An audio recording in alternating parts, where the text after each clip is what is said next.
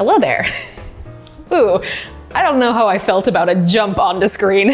We'll still workshop it a little bit. Now, last week, I told you that in this new studio space, there are gonna be a lot of renovations happening, including the audio. Very aware of it. It hurts me as much as it hurts you. It'll be fixed soon. But regardless, this week, one thing has changed. You can see it right now. I'm not gonna tell you what it is, but if you notice it, let me know in the comments down below and I'll let you know whether you're right or not. Regardless, let's talk about some coffee. Now, going off of the last video we did on here, which was talking about the difference between two similar and yet slightly dissimilar drinks, the Americano versus the long black, we're gonna be looking on a kind of similar thread today. But we're gonna be looking at some milk drinks, specifically the Cortado and the variations it has spawned over the years. Don't know how I feel about the word spawned, we'll move past it. Now, to talk about the Cortado, and also for my own benefit, I would like to have one in hand. I'm gonna go make a Cortado.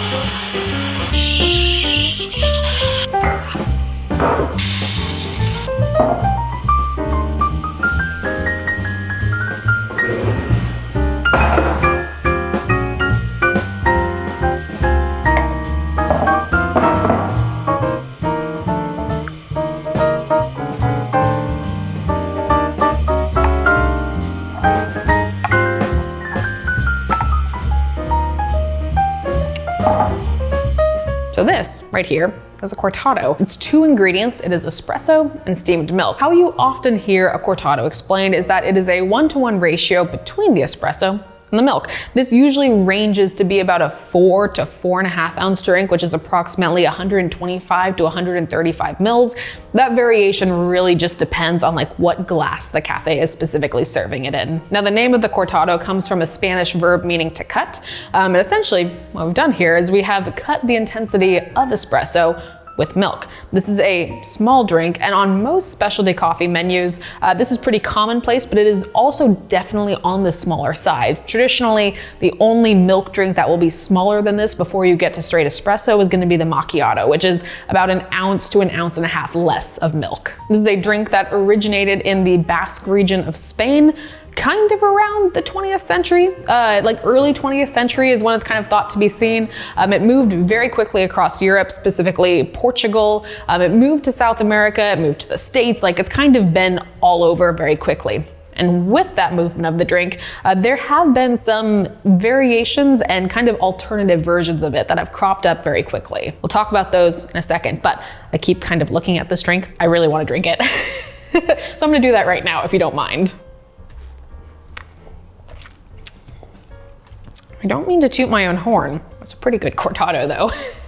Now, within specialty coffee, like professional and barista circles, this is a very popular milk drink option. That is because the ratio is so small that you can still taste quite a bit of nuance in the actual espresso flavor.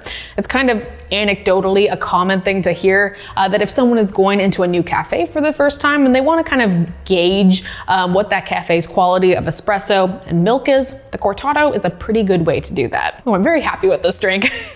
I might be finishing one of these on screen today. Now, depending where you are in the US and also internationally, you may be looking at this drink right now after also hearing my description and thinking that you might know this by a different name. And I think you might.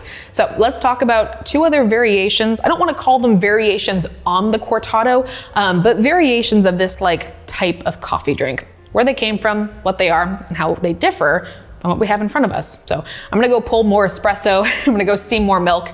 We'll be right back. I want to give a huge thank you to Vessi for sponsoring today's video. Unfortunately, for all the things that are changing and evolving over here at Studio MDC, it's the same old Morgan Spills coffee. However, that's of little concern, as Vessi's sneakers are made from a Dymatex knit technology that makes them waterproof. Water, or in my case more often, milk, just rolls off of them, making them the perfect studio shoe. As a lot of you know from over the years, their weekend sneaker is my all-time favorite, and one of the additional added benefits of this model is that it's machine washable. But But regardless, Vessies are all-weather, all-occasion footwear. They're stylish and comfortable, which makes long days of standing desk work super easy. Also, you should know that Vessi uses eco-friendly and vegan materials in their shoes along with that Dymatex knit technology. You can explore their wide variety of styles and colors to find the perfect fit for you and your lifestyle, but you don't have to take my word on all of this, even though I've been saying it for years, because Vessi is giving you all a special offer with 15% off your first order when you go to vessi.com/MDC. That's vessi.com/MDC for 15% off your first order.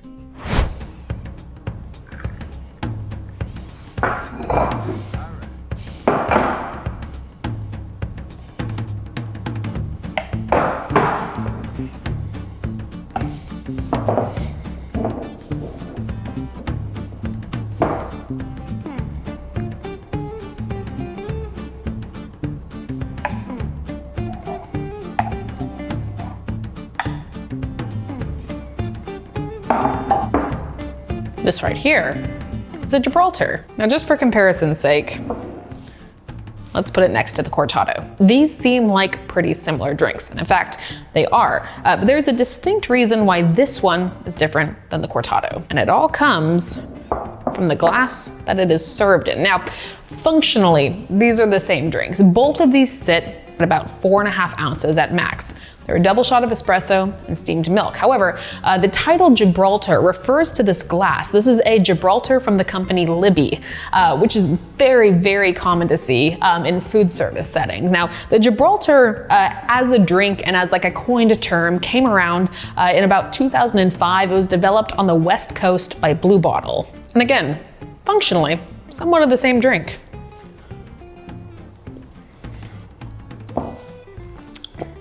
Still tastes pretty good.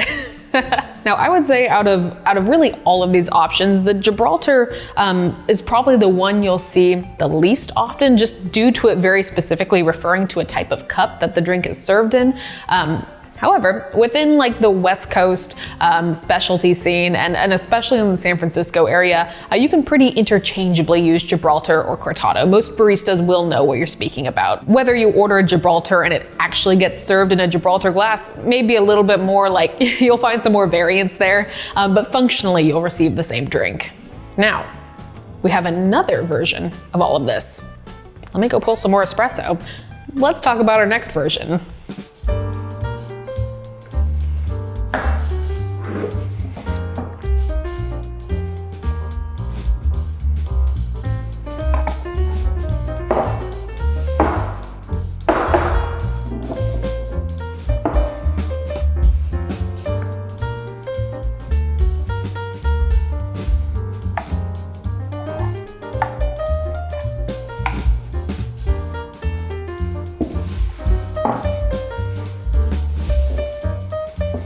This right here is a Piccolo latte. Now, Piccolo is an Italian word for small. If you are like a symphony or a band kid at all, you know of piccolos as an instrument. And if you don't know them, they look like a really tiny flute. They're super small. Now, if we line it up against our other things, you may be able to even visually notice this difference. However, the thing that distinguishes a Piccolo in comparison to like the Cortado or our Gibraltar here is that a Piccolo is using a single shot of espresso. So that means there is a greater difference between the amount of espresso used and the amount of milk used. A Piccolo is a lot closer to a 1-to-2 ratio. The drink, and part of my unit of measurement here, still ends up being around 4 to 4.5 ounces depending on the glass, but there is a less espresso content. This makes it more milky in flavor. It's a little bit softer. It's a little less punchy than these two are. And I would describe these as pretty punchy espresso forward drinks. Well, let's have a sip.